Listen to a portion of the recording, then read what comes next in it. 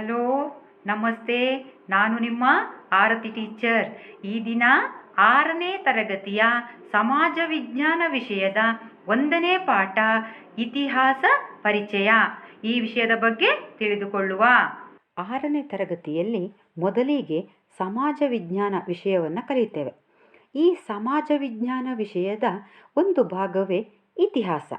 ಈ ಇತಿಹಾಸವನ್ನು ಅಭ್ಯಾಸ ಮಾಡುವ ಮೊದಲು ನಮಗೆ ಇತಿಹಾಸದ ಪರಿಚಯ ಆಗಬೇಕಾಗಿದ್ದು ಅಗತ್ಯ. ಈ ಪಾಠದಲ್ಲಿ 6ನೇ ತರಗತಿಯ 1ನೇ ಪಾಠದಲ್ಲಿ ನಾವು ಇತಿಹಾಸದ ಪರಿಚಯವನ್ನು ಮಾಡಿಕೊಳ್ಳುವ.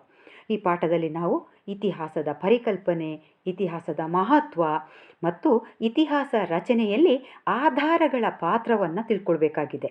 ಅಲ್ಲದೆ ಭಾರತದ ಇತಿಹಾಸಕ್ಕೆ ಕೊಡುಗೆ ನೀಡಿದ ಕೆಲವು ಯುರೋಪಿಯನ್ನರನ್ನು ನಾವು ಇಲ್ಲಿ ಸ್ಮರಿಸಬೇಕಾಗ್ತದೆ. ಹಾಗಾದರೆ ಇತಿಹಾಸ ಎಂದರೆ ಏನು?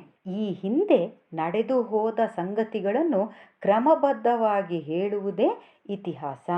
ಇಲ್ಲಿಗ ನಾವು ಮೊದಲಿಗೆ ಒಂದು ಪದವನ್ನು ನೆನಪಿಟ್ಕೊಳ್ಬೇಕು. ಹಿಂದೆ ಅಂದರೆ ಪ್ರಸ್ತುತ ನಡೆಯುತ್ತಿರುವಂಥದ್ದು ಅಲ್ಲ, ಹಿಂದೆ ನಡೆದು ಹೋದ ಸಂಗತಿಗಳು.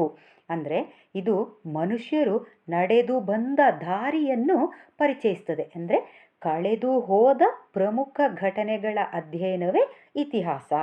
ಇದರಲ್ಲಿ ಕಾಲ, ಸ್ಥಳ, ವ್ಯಕ್ತಿಯ ಕುರಿತು ನಿರ್ದಿಷ್ಟತೆ ಮತ್ತು ಖಚಿತತೆಯನ್ನು ಹೊಂದಿರ್ತದೆ.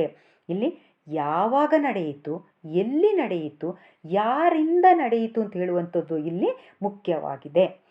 ಉದಾಹರಣೆ ಒಂದನ್ನು ನಾವು ಗಮನಿಸುವುದಾದರೆ, ಒಂದಾನೊಂದು ಕಾಲದಲ್ಲಿ ಒಂದೂರಿನಲ್ಲಿ ಒಬ್ಬ ರಾಜ ಇದ್ದ. ಅವನು ಮತ್ತೊಂದು ರಾಜನೊಡನೆ ಯುದ್ಧ ಮಾಡಿದ. ಇಲ್ಲಿ ಯಾರು, ಯಾವಾಗ, ಏನು ಏನೂ ಇಲ್ಲ. ಇದು ಒಂದು ಕತೆ ಅಂತೇಳಿ ನಮಗೆ ಚೆನ್ನಾಗಿ ಗೊತ್ತಾಗ್ತದೆ. ಅದೇ ಇಲ್ಲಿ ಮತ್ತೊಂದು ಉದಾಹರಣೆಯನ್ನು ನೋಡೋಣ.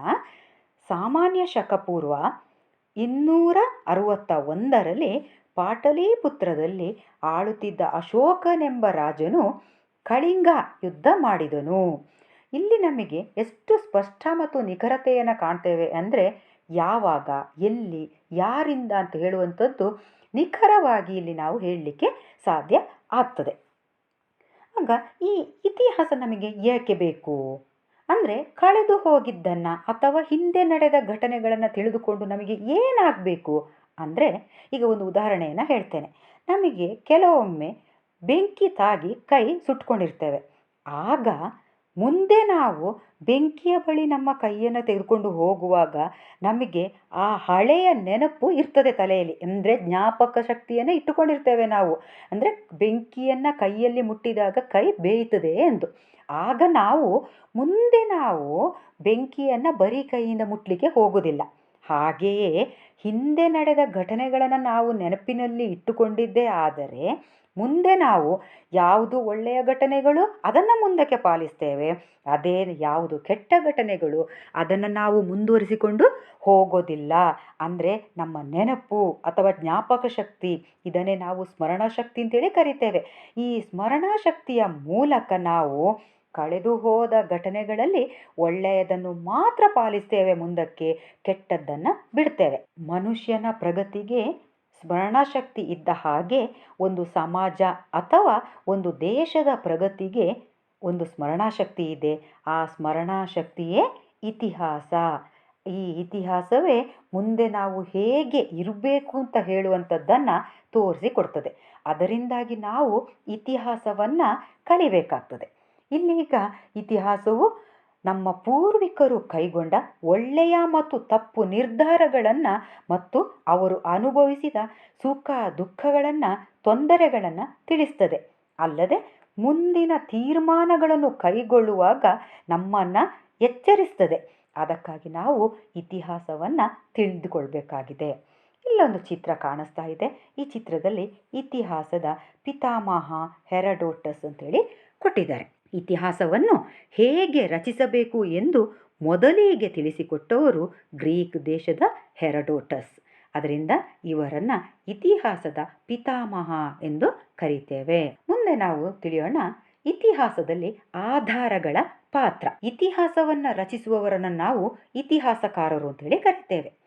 ಇವರು ಇತಿಹಾಸವನ್ನು ನಿರ್ದಿಷ್ಟವಾಗಿ ಮತ್ತು ಖಚಿತವಾಗಿ ಹೇಳಲು ಸಾಕ್ಷ್ಯಾಧಾರಗಳನ್ನು ಬಳಸಿಕೊಳ್ಳುತ್ತಾರೆ. ಅಂದರೆ ಇತಿಹಾಸ ಆಗಬೇಕು ಅಂತ ಆದರೆ ಅದು ನಿರ್ದಿಷ್ಟವಾಗಿರಬೇಕು ಮತ್ತು ಖಚಿತವಾಗಿ ಇರಬೇಕು. ಅದಕ್ಕಾಗಿಯೇ ಆಧಾರವಿಲ್ಲದ ಇತಿಹಾಸವಿಲ್ಲ ಎಂದು ಹೇಳಲಾಗ್ತದೆ. ಇತಿಹಾಸ ಇರಬೇಕಾದ್ರೆ ಮೊದಲಾಗಿ ಅದಕ್ಕೆ ಆಧಾರಗಳು ಮುಖ್ಯ. ಹಾಗಾದರೆ ಆ ಆಧಾರಗಳು ಯಾವುವು ಅಂತ ಹೇಳಿದರೆ, ಒಂದು ಸಾಹಿತ್ಯ ಆಧಾರ, ಮತ್ತೊಂದು ಪುರಾತತ್ವ ಆಧಾರ. ಸಾಹಿತ್ಯ ಆಧಾರ ಅಂದಾಗ ಅದು ಬರವಣಿಗೆ ಅಥವಾ ಬಾಯಿಂದ ಬಾಯಿಗೆ ಹರಿದು ಬಂದಂತಹ ಸಂಗತಿಗಳು. ಸಾಹಿತ್ಯ ಅಂದರೆ ಬರವಣಿಗೆ ಅಥವಾ ಬಾಯಿಂದ ಬಾಯಿಗೆ ಹರಿದು ಬಂದಂಥದ್ದು. ಅದೇ ಪುರಾತತ್ವ ಆಧಾರಗಳು ಅಂದಾಗ ಹಿಂದಿನ ಮಾನವರು ನಿರ್ಮಿಸಿದ ಮತ್ತು ಬಳಸಿದ ಭೌತಿಕ ವಸ್ತುಗಳ ಅವಶೇಷಗಳೇ ಪುರಾತತ್ವ ಆಧಾರಗಳು. ಇವು ಭೂಮಿಯ ಕೆಳಗೆ ಹುದುಗಿ ಹೋಗಿರುವ ಅವಶೇಷಗಳನ್ನು ಉತ್ಖನನದ ಮೂಲಕ, ಇಲ್ಲೊಂದು ಹೊಸ ಪದ ಉತ್ಖನನ, ಈ ಉತ್ಖನನದ ಮೂಲಕ ಹೊರತೆಗೆಯಲಾಗ್ತದೆ.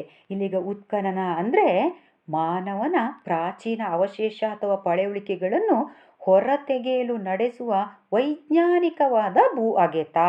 ಅಂದರೆ ಇದನ್ನು ಹೇಗೋ ಅಗ್ದು ಬಿಟ್ಟರೆ ಆ ವಸ್ತುಗಳಿಗೆ, ಭೂಮಿಯ ಕೆಳಗಿರುವ ಅವಶೇಷಗಳಿಗೆ ತೊಂದರೆ ಆಗ್ತದೆ, ಡ್ಯಾಮೇಜ್ ಆಗ್ತದೆ. ಅದಕ್ಕಾಗಿ ಅದನ್ನು ಸೂಕ್ಷ್ಮವಾದ ವಸ್ತುಗಳಿಂದ, ಬ್ರಷ್, ಚಾಕು, ಮರದ ದಬ್ಬಳ ಇಂಥ ವಸ್ತುಗಳಿಂದ ನಿಧಾನವಾಗಿ ಮಣ್ಣಿನ ಪದರುಗಳನ್ನು ಸರಿಸಿ ಆ ಭೂಮಿಯ ಕೆಳಗಿರುವ ಅವಶೇಷವನ್ನು ತೆಗೆಯಲಾಗ್ತದೆ. ಈ ಒಂದು ತೆಗೆಯುವ ವೈಜ್ಞಾನಿಕ ಕ್ರಮವನ್ನು ಉತ್ಖನನ ಅಂತೇಳಿ ಕರೀತೇವೆ. ಇತಿಹಾಸದ ಆಧಾರಗಳನ್ನು ಸಾಹಿತ್ಯ ಆಧಾರಗಳು, ಪುರಾತತ್ವ ಆಧಾರಗಳು ಅಂತ ಹೇಳಿ ಎರಡು ಭಾಗ ಮಾಡ್ಬೋದು. ಸಾಹಿತ್ಯದ ಆಧಾರಗಳೆಂದರೆ ಈಗಾಗಲೇ ಹೇಳಿದ ಹಾಗೆ ಬರವಣಿಗೆ ಅಥವಾ ಬಾಯಿಂದ ಬಾಯಿಗೆ ಹರಿದು ಬಂದಂಥದ್ದು. ಪುರಾತತ್ವ ಅಂದರೆ ಭೌತಿಕ ವಸ್ತುಗಳ ಅವಶೇಷಗಳು ಅಥವಾ ಪಳೆಯುಳಿಕೆಗಳು. ಇಲ್ಲಿ ಈಗ ಸಾಹಿತ್ಯ ಆಧಾರಗಳನ್ನು ಲಿಖಿತ ಸಾಹಿತ್ಯ ಮತ್ತು ಮೌಖಿಕ ಸಾಹಿತ್ಯ ಎಂದು ಎರಡು ಭಾಗ ಮಾಡ್ಬೋದು. ಆ ಲಿಖಿತ ಸಾಹಿತ್ಯವನ್ನು ಕೂಡ ದೇಶಿ ಸಾಹಿತ್ಯ ಮತ್ತೊಂದು ವಿದೇಶಿ ಸಾಹಿತ್ಯ ಅಂತೇಳಿ ಎರಡು ಭಾಗ ಮಾಡಲಾಗ್ತದೆ. ಲಿಖಿತ ಸಾಹಿತ್ಯದಲ್ಲಿ ದೇಶಿ ಸಾಹಿತ್ಯ ಅಂದಾಗ ನಮ್ಮ ದೇಶದವರಿಂದ ಉಂಟಾದದ್ದು, ವಿದೇಶಿ ಸಾಹಿತ್ಯ ಅಂದರೆ ಬೇರೆ ದೇಶದವರಿಂದ ಬರೆಯಲ್ಪಟ್ಟಂಥದ್ದು. ಮೌಖಿಕ ಸಾಹಿತ್ಯದಲ್ಲಿ ಲಾವಣಿಗಳು, ಜನಪದ ಕಥೆಗಳು, ಐತಿಹ್ಯಗಳು ಆಗಿರ್ತದೆ. ಹಾಗೆ ಪುರಾತತ್ವ ಆಧಾರಗಳಲ್ಲಿ ಸ್ಮಾರಕಗಳು, ನಾಣ್ಯಗಳು, ಶಾಸನಗಳು ಮತ್ತು ಇತರೆ ಅವಶೇಷಗಳು.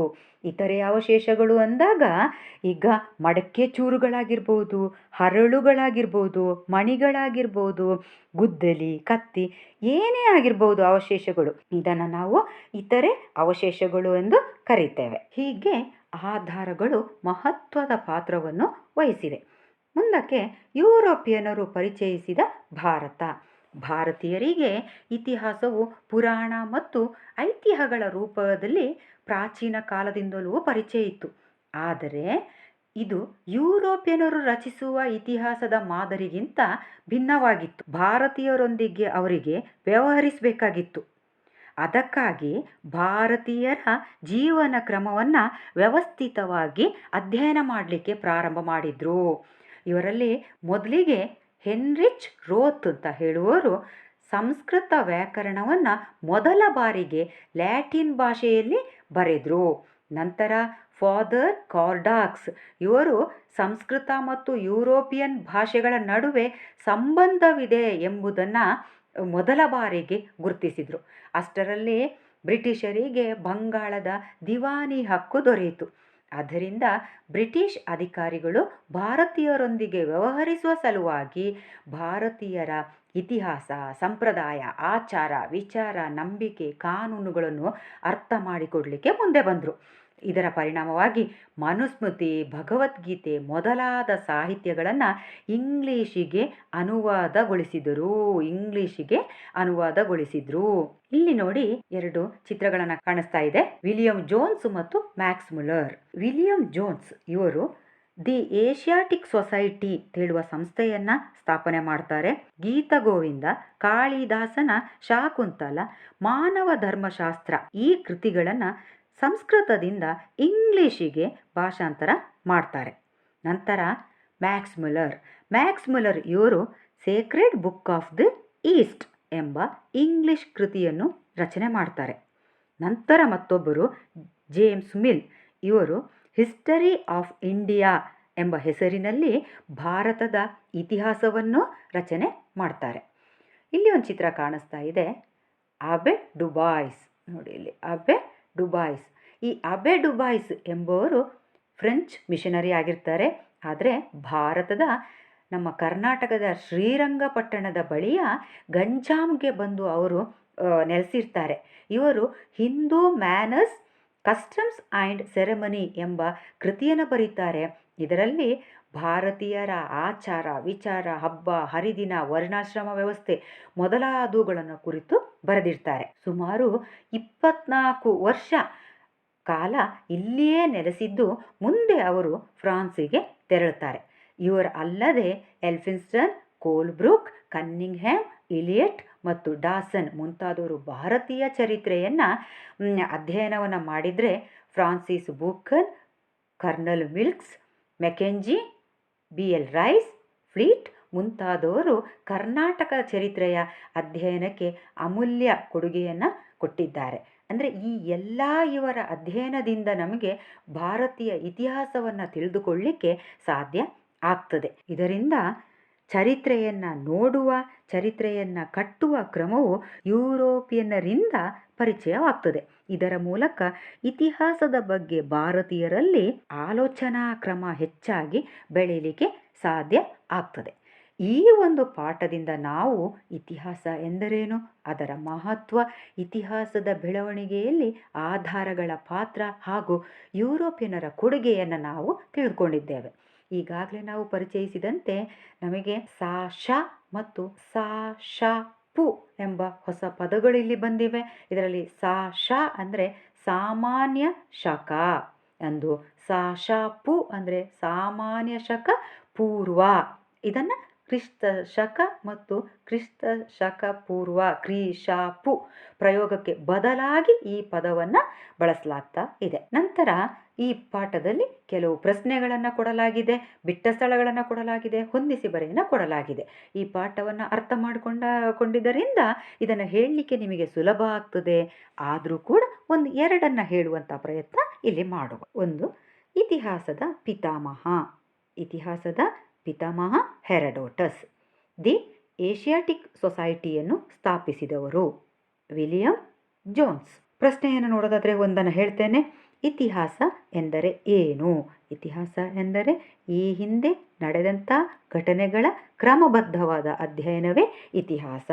ಈ ರೀತಿಯಲ್ಲಿ ಮುಂದಕ್ಕೆ ನೀವು ಎಲ್ಲ ಪ್ರಶ್ನೆಗಳನ್ನು ಹೇಳ್ಬೋದು, ಹೊಂದಿಸಿ ಬರೆಯನ್ನ ನೀವು ಮಾಡ್ಬೋದು. ಎರಡನೆಯ ಪಾಠವನ್ನು ಮುಂದಿನ ವಿಡಿಯೋದಲ್ಲಿ ತೆಗೆದುಕೊಳ್ಳುವ. Thank you.